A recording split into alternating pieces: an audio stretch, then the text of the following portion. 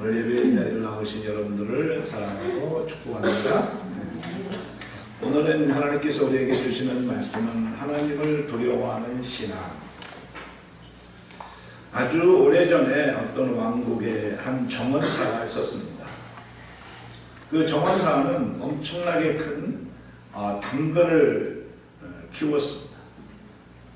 그런 왕을 사랑하는 마음으로 그 당근을 왕에게 드리기로 하였습니다. 당근을 받은 그 왕은 정원사가 담례로서 아무것도 원하지 않는다는 것을 알았습니다. 그래서 그의 사랑과 헌신을 직감할 수 있었습니다. 그래서 그 정원사가 돌아가려고 할 때에 다음같이 말했습니다. 나의 사랑하는 아들아, 내가 훨씬 더 많은 재물을 재배할 수 있도록 내 땅의 일부를 너에게 하사하기를 원한다. 이제 그 땅은 너의 것이다. 그 땅에서 당근을 재배해서 다른 사람들과 나누어서 살거라. 정원사는 이루 말할 수 없는 기쁨을 가지고 집으로 돌아갔습니다. 이 말을 어떤 귀족이 들었습니다. 왕께서 고작 당근 한 뿌리를 가지고 그렇게 기뻐하셨다고 하면, 그래서 그 많은 땅을 그 농부에게 주었다고 하면, 내가 그 당근보다 더 나은 선물을 드린다고 하면 어떻게 할까? 그래서 그 귀족은 꼼꼼하게 생각했습니다. 그래서 자기가 사랑하는 준마, 잘 달리는 준마를 왕에게 선물로 바쳤습니다. 하지만 그 속마음을 알아본 왕은 이렇게 말했습니다. 그전에는 내가 정원사에게 그랬던 것처럼 내가 당신에게 선물을 주기를 기대하고 있습니다. 그러나 나는 그리하지 않겠소. 정원사는 나에게 당근을 주었지만 그대는 자기 자신에게 그 말을 주었어. 이 이야기는 우리 신앙생활을 하는데 참으로 귀담아 들어야 할 말씀인 것 같습니다.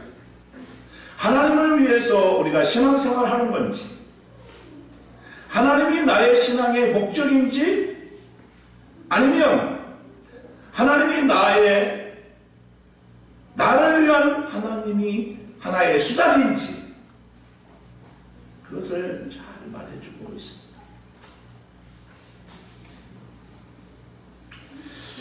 이 이야기는 19세기에 가장 유명한 설교가 스펠전 목사님이 이 신앙생활의 문제의 핵심을 꿰뚫고 있는 유명한 일화의 이야기입니다. 신앙생활이라는 게 무엇일까요? 신앙생활이라고 하는 것은 선한 행위도 중요하지만 그 선한 행위의 동기까지 선해야 된다고 하는 사실. 만약에 당신이 길을 건너고 있는 할머니를 도와준다면 그것은 하나님의 뜻에 알맞은 행동입니다. 그런데 왜 내가 할머니를 도와줘야 했는가? 만약 건너편이 어두워서 할머니의 돈을 훔치기에 좋아서라든가, 할머니가 고마워하면서 나에게 살해할 것 같아서 할머니를 도와줬다거나, 길 저 건너편에 있는 친구와 나의 행동을 보고 감동을 받기 원해서라고 한다면 나의 착한 행동은 선한 동기가 아닙니다. 착한 마음에서 나온 게 아닙니다. 신앙생활은 동기가 선해야 돼요. 신앙생활은 하나님이 목적이 되어야 돼요. 신앙생활이 나를 위한 하나님의 수단이 된다고 하면 그것은 신앙생활이 아니에요.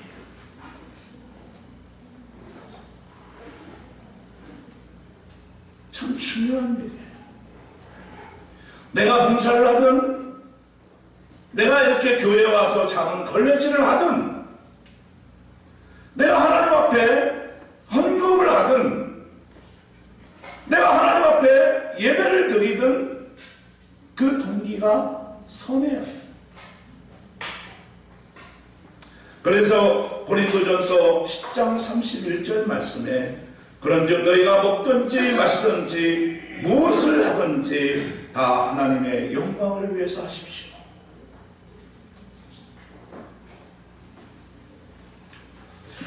오늘 읽은 본문은 바울이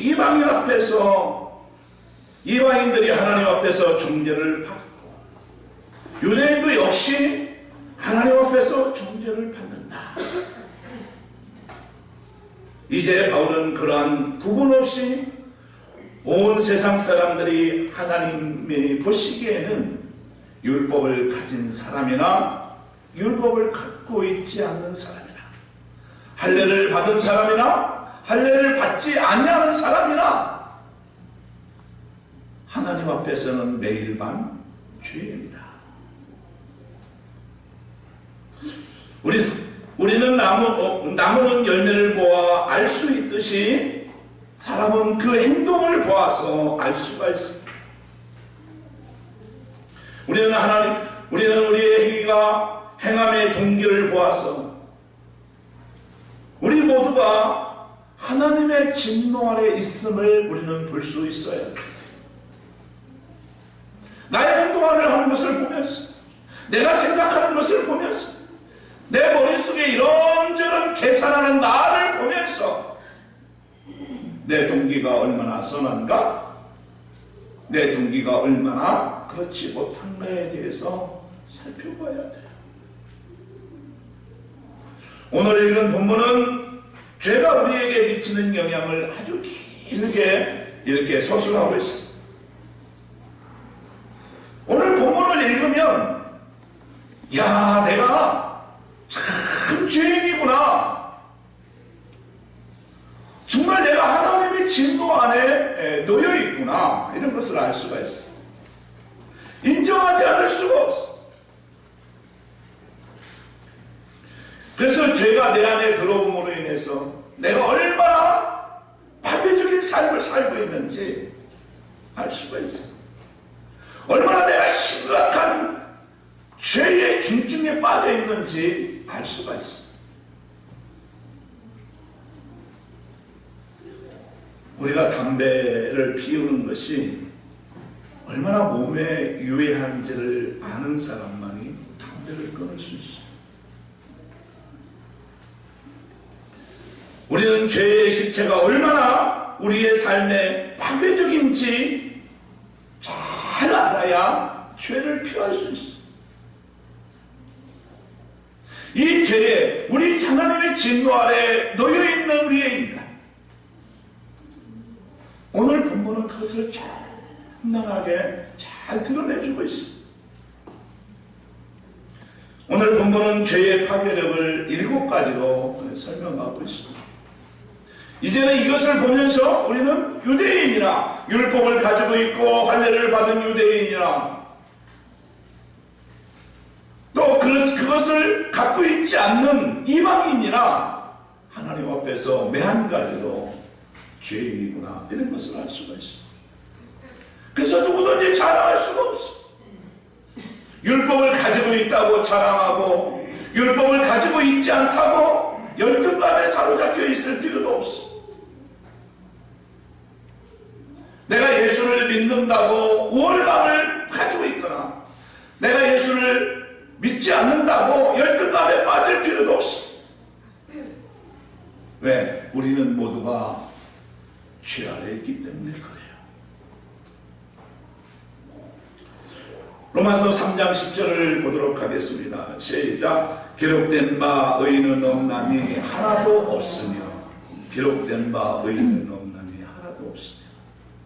첫 번째, 우리는 법적으로 모두가 죄인인 상태다.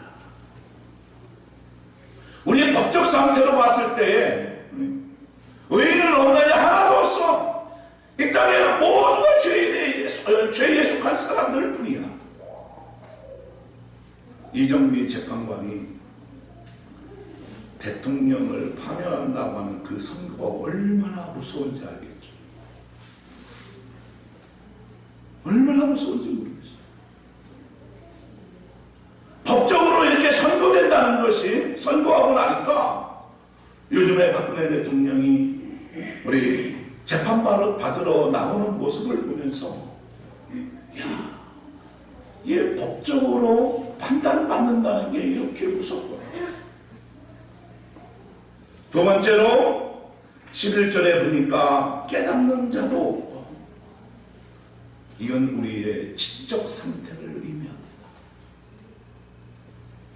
우리의 본성이 죄로 더럽혀져 있기 때문에 우리는 하나님의 말씀을 들어도 깨닫지 못해요. 그래서 에베소서 4장 18절에 보니까 총명이 어두워지고 그들 가운데 있는 무지함과 그들의 마음이 굳어짐으로 말미암아.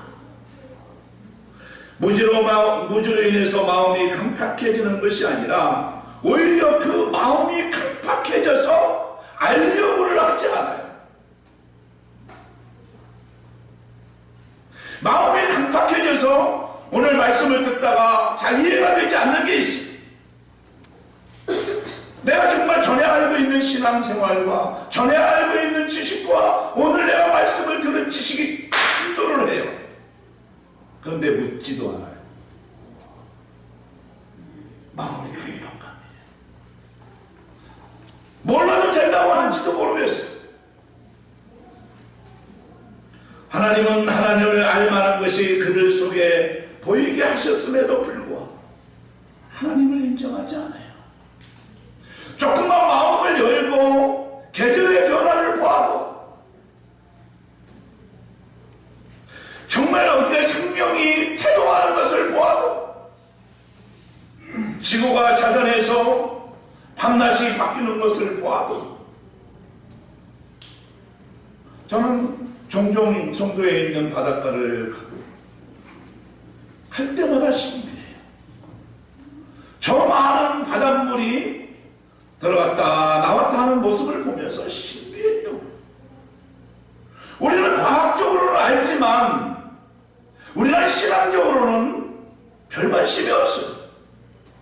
누가 저 원리를 만드셨는지, 누가 저렇게 하시는지, 일상으로 내가 학교에서 배운 대로 저건 과학적인 현상이야, 자연의 원리야, 이렇게 이해는 하지만 저 원리를 누가 만드셨지? 저 원리를 왜 만드셨지? 여기에 대해서 궁금해하지 않아요. 왜 그렇습니까? 깨닫는 자도 없고 우리들의 마음이 굳어짐으로 말미암아 그 신비함을 잃어버렸어요.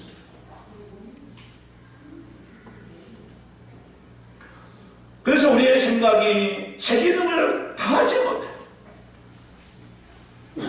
우리의 생각이 작동을 하지 아니함으로 말미암아 진실을 제대로 보지 못한다고 하는 사실이에요.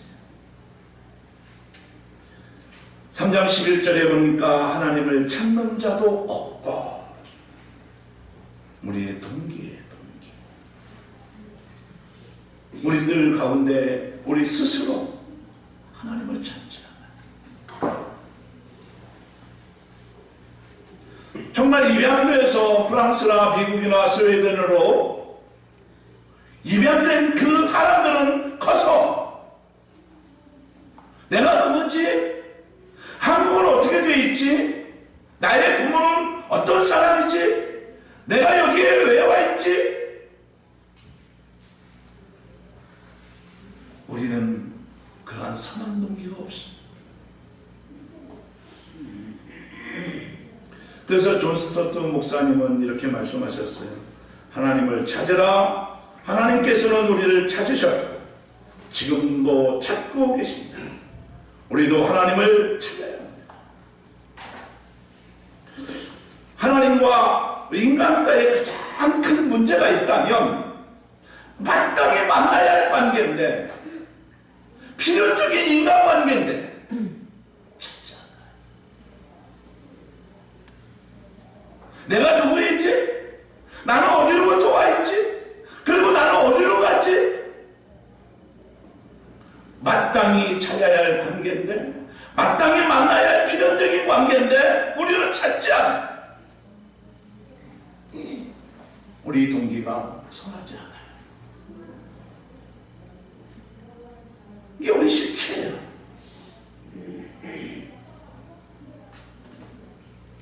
(12절에) 보니까 다 치우쳐. 다 치우쳐. 네 번째는 우리의 의지예요. 의지. 다 치우쳐. 이사야 53장 6절이 떠오릅니다. 우리는 다 양 같아서 그릇 행하여 각기 제 길로 갔거늘. 우리는 자발적으로 방황해요. 우리는 자신의 길을 스스로 선택하고 스스로 자기가 결정권을 가지고 있다고 생각해요.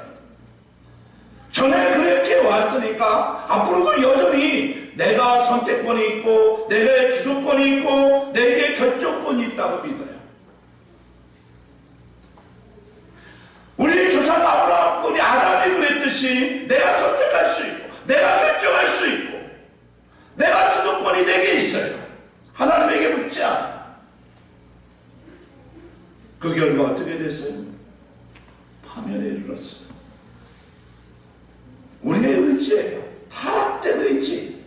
우리의 지성도 마비되었고 우리의 의지도 마비되어 있어요. 죄가 뭐예요? 구원이 뭐예요? 구원이라는 것은 내가 세례를 받으면서 내가 이제부터는 내가 하나님의 다스림을 받겠습니다. 내 주장과 하나님의 주장이 충돌할 때에 내가 하나님의 말씀을 따르리이다. 이게 뭐예요? 세례예요. 세례. 이게 뭐예요? 구원이에요. 구원.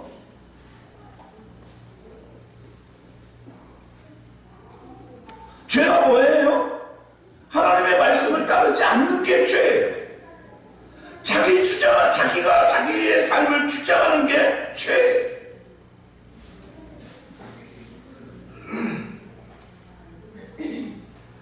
로마서 3장 13절을 한번 같이 읽겠습니다. 시작. 그들의 목구멍은 열린 무덤이요 그 혀는 소리가 일사오며 그 입술에는 독사의 독이 있고. 같이 한번 읽겠습니다. 시작. 그들의 목구멍은 열린 무덤이요 그의 혀는 속임을 일삼고 그의 입술엔 독사의 독이 있고.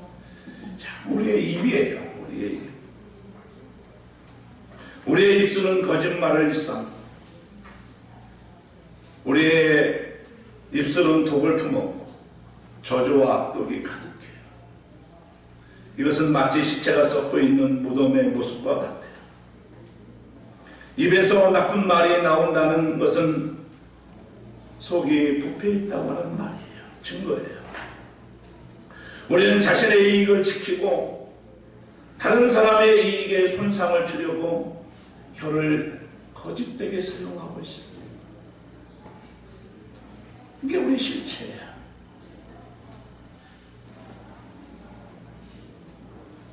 (15절 17절을 우리가 같이 한번 읽겠습니다. 시작. 그 발은 피 흘리는데 빠른지라 파멸과 고생이 그 길에 있어 평강의 길을 알지 못하였고. 우리들과의 관계를 얘기합니다. 죄가 우리의 관계에 어떤 영향을 끼치는지를 말해주고 있습니다. 죄는 뭐예요? 서로에게 피해를 줘요.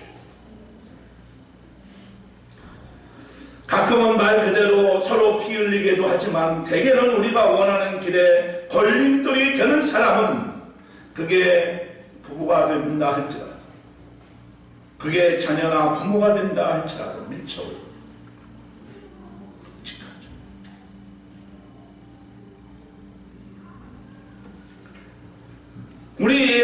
관계뿐만 아니라 하나님과의 관계는 또 어떨까요?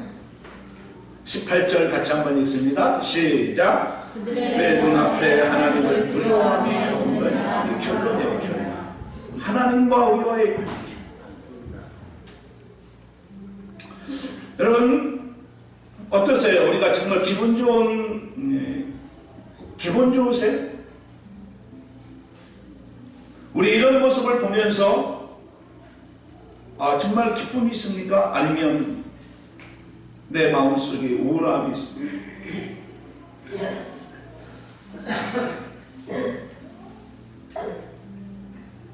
여기에 해당되지 않는 사람은 이 세상에 아무도 없어요. 예수 믿는 사람도 여기에 해당이 되고, 예수 믿지 않는 사람들도 여기에 해당이 되고, 율법을 가진 사람들도 여기에 해당이 되고, 율법을 가지고 있지 않는 사람들도 여기에 해당이 돼요. 모두가 다 여기에 해당이 돼요.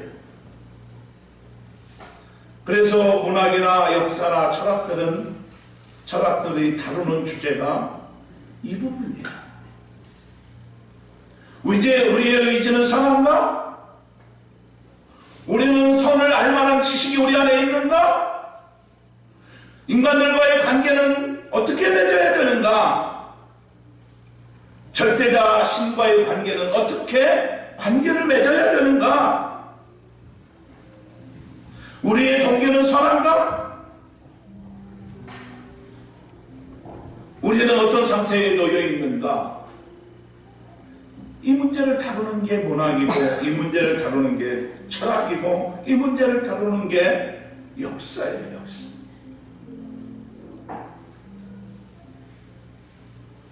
그래서 오늘 읽은 본문을 두 가지로 정리한다면 뭐냐면, 하나님을 찾는 자도 없고 선을 행하는 자도 없다. 모두가 이 죄의 문제는 뭐냐? 하나님을 찾지 않아서 오는 문제예요. 정말 이 말씀이 여러분들의 마음속에 깊이 감동이 있기를 바랍니다. 하나님을 찾는 자도 없고 선을 행하는 자도 없다. 모든 것이 자기 중심적이에요. 자기 이해관계에 맞아떨어지지 아니하면 동의하지 않아요. 당장 이곳에서 내가 내 이해관계에 나에게 유익이 돼야 돼요. 왜 그렇습니까? 하나님을 찾는 자도 선을 행하는 자도 이 둘을 딱 요약하면 왜 하나님을 찾지 않을까요? 왜 선을 행하지 않을까요? 하나님을 두려워하지 않기 때문에 그렇습니다. 오늘 설교 제목이 뭐예요? 하나님을 두려워하는 신앙이에요. 여러분 이 세상에서 가장 두려운 사람이 어떤 존재예요? 저는 이 세상에서 가장 두려운 존재는 제가 알기로는 판사인 것 같아요. 판사. 대통령도 판사 앞에서 내가 죄가 없다고, 정말 우리나라에서 가장 돈이 많은 사람도 내가 죄가 없다고, 대통령 연세가 얼추면 이제 60이 넘었잖아요. 근데 그 판사는 자기 아들과 같은 또래예요. 또 우리가 나이가 들면 가장 두려운 사람이 어떤 사람일까요? 의사인 것 같아요. 의사. 종합진찰 받고 병원 가기가 주저스러워요. 혹시나 큰 병원 가보셔야 될 것 같은데 이 말이 안 나올까? 안 나올까? 좀 두려워하지 마세요. 수술해야 돼요. 이런 말이 나올까? 병원 가면 간호사들 눈치 보고 저 사람은 알고 있을까? 의사는 이미 알고 있는데 나에게 혹시나 안 해오라고 얘기하지 않을까?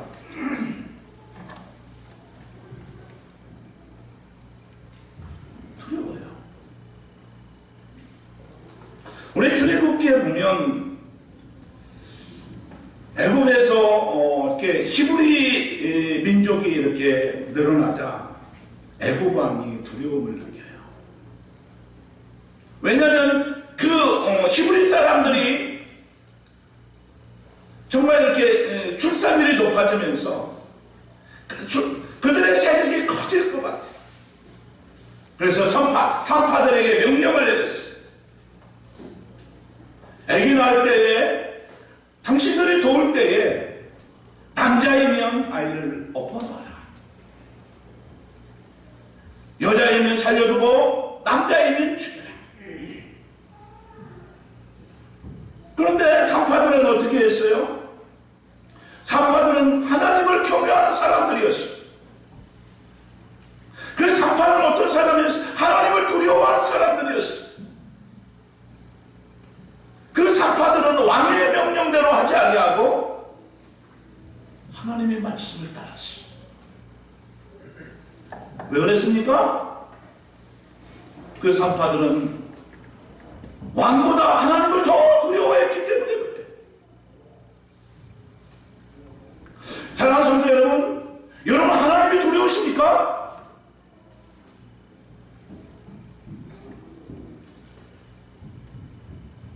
깊게 생각해 보십시오. 하나님이 만만하십니까? 내 신앙이 하나님을 두려워하는 마음이 내 안에 있습니까?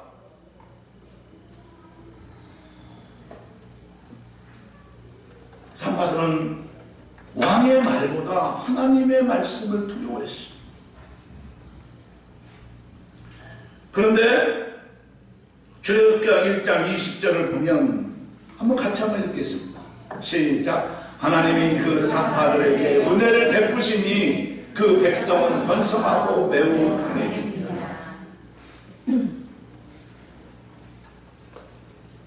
21절을 같이 한번 읽겠습니다. 시작. 그 산파들은 하나님을 경외하였으므로 하나님이 그들의 시반을 망하게 하였습니다. 하나님을 경외하고 하나님을 두려워하는 사람은 어떻습니까? 반드시 보상을 주십니다. 히브리 산파들은 그걸 알았어요. 잠언 22장 4절을 보면 겸손과 여호와를 경외함의 보응은 재물과 영광과 생명이니라. 말라기 4장 2절을 보면 내 이름을 경외하는 너희에게는 공의로운 해가 떠올라서 치료하는 광선을 비추리니 너희가 나아가서 외양간에서 나온 송아지같이 뛰놀리라. 하나님을 경외하지 않으면, 하나님을 경외하면 하나님은 반드시 그것이 어떤 물질이든 그것이 어떤 지혜든 생명이든 보상하시오. 사랑하는 성도 여러분, 내 신앙의 실체를 한번 바라보시면 내가 왜 이렇게 죄를 짓는가? 내가 왜 이렇게 하나님의 말씀을 따르는 일들보다는 내 주장을 하면서 살아가는가? 나는 왜 이렇게 예수를 오랫동안 믿었는데 내 색깔은 이렇게 예수 믿는 사람인지 아닌지 분명하지 않은가? 하나님을 두려워하지 않게.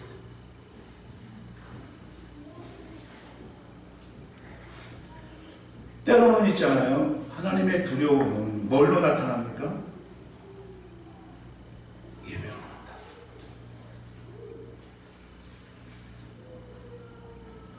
표면상은 그래요. 예배로 나타나요. 그래서 우리는 칼빈 선생님은 이렇게 얘기했어요. 하나님께 예배 드리는 도중에 벌이 나가나와 쏘더라도 꼼짝하지 말라.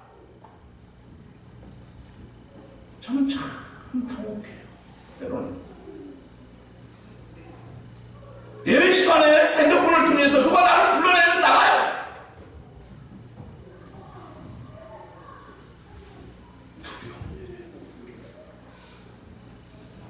두려운 일이에요.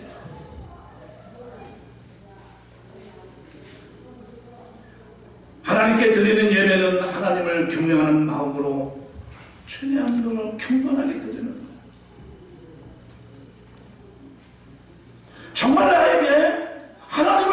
신앙이 있는가?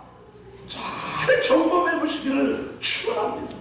나의 모든 내 일생의 삶 가운데, 일상의 삶 가운데 하나님을 경홀히 여김으로 말미암아 내 삶의 중심의 축이 무너진다는 것을 아셔야 돼요.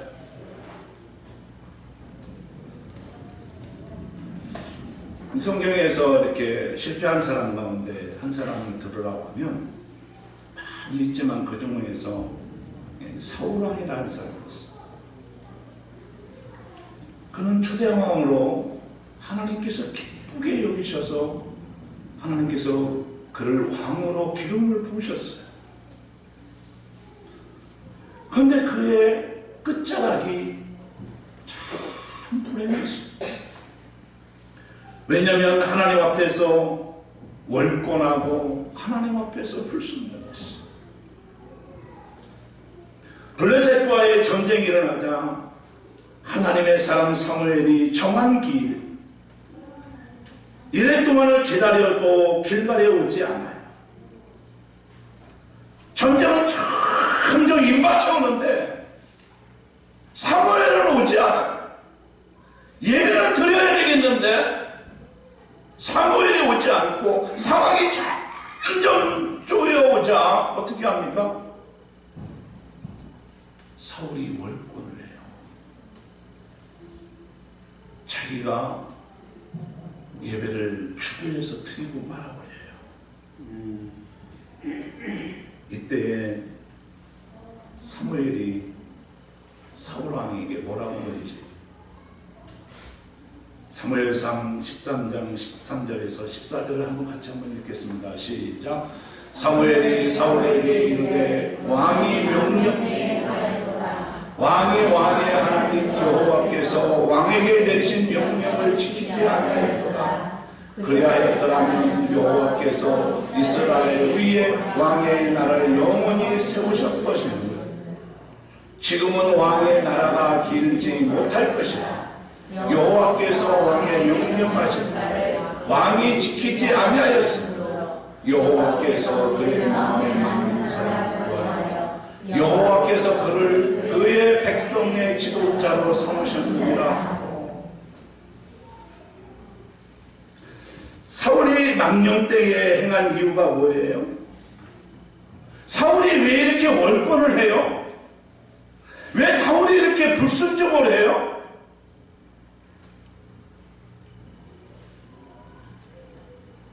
하나님을 두려워하지 않습니다.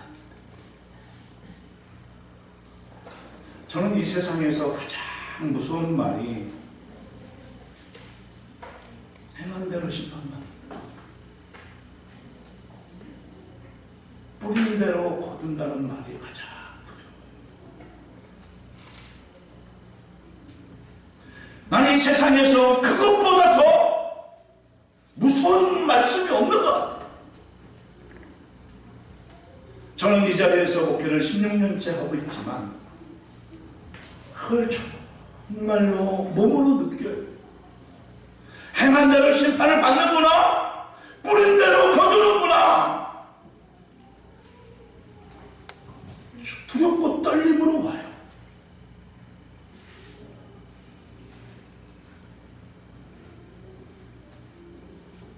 사랑하는 성도 여러분, 바울의 유대인과 이방인을 똑같이 여겼던 것처럼 오늘날 기독교 신앙을 고백하는 사람들과 무신론자들이나 심지어는 공산주의자들과 똑같이 우리를 취급한다면 우리는 불평스럽겠죠.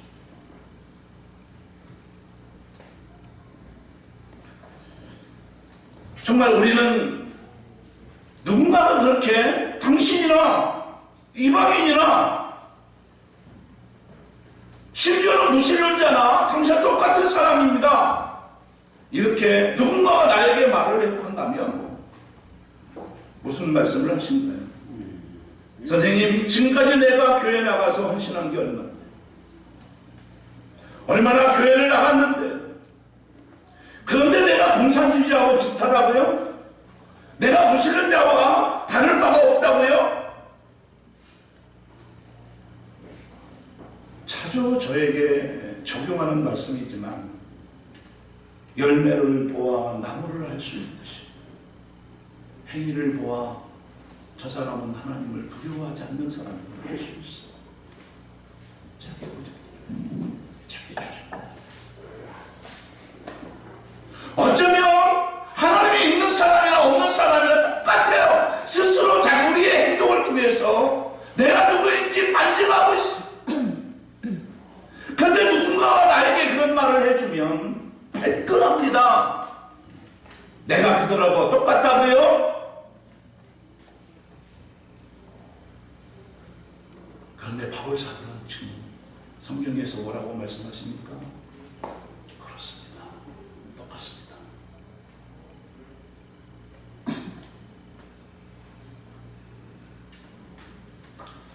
어느 국회의원이 자주 쓰는 말이에요. 국민이 우습습니까? 국민을 우습게 여기는 정권은 반드시 망합니다. 그건 역사적인 현실.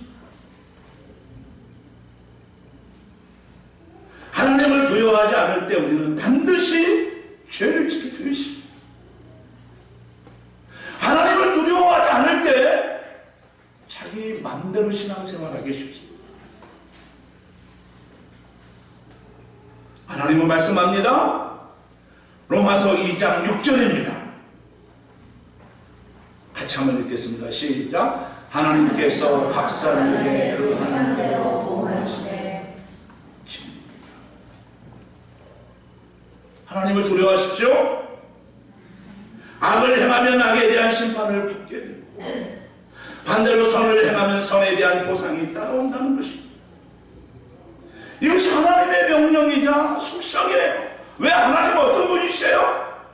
공의로운 하나님이십니다. 우리의 구원은 믿음으로 말미암아 얻되 우리의 심판은 행한 대로 심판을 받습니다. 이 땅에서도 그럴 뿐만 아니라 구원 하나님의 심판대에서도 이 적용은 동일합니다.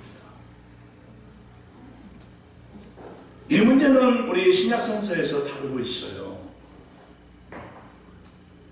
우리가 이렇게 우리의 삶이 일그러지고 우리의 삶이 무질서해지고 우리의 삶이 자기중심적이고 우리의 삶이 죄의 하나님의 진노 안에 빠질 수밖에 없는 것은 하나님을 두려워하지 않기 때문이라고 마태복음 10장 28절에 언급하고 있어요.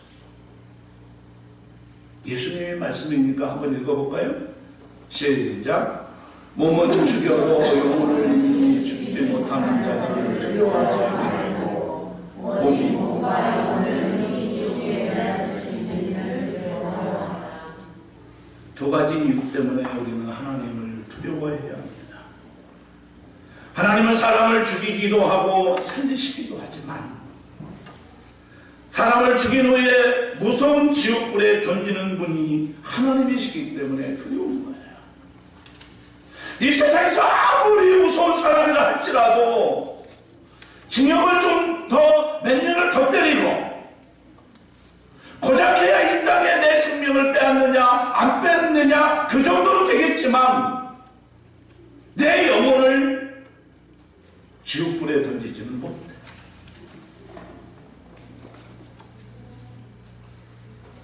하나님을 두려워하는 마음가짐은 우리의 모습과 생활 속에 치대한 영향을 미칩니다.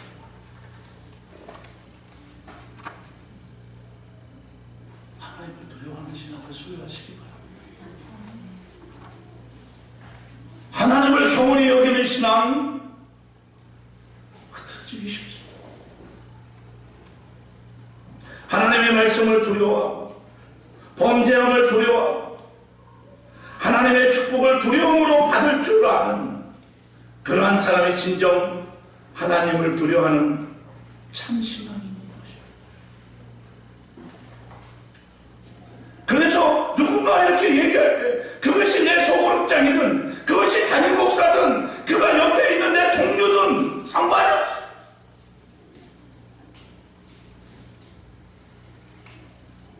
하나님을 두려워. 하나님이 말씀이 있습니다. 두렵고 떨림으로 받아내는 것입니다.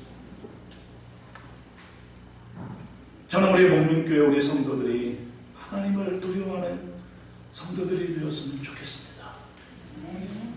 그래서 정말 우리 목민교회 성도들이 하나님을 두려워함으로 인해서 하나님으로부터 보상, 이생의 보상을 받을 뿐만 아니라 내생의 복락까지도 받아 누리는 거룩한 백성들 되기를 주의 이름으로 간절히 축원합니다.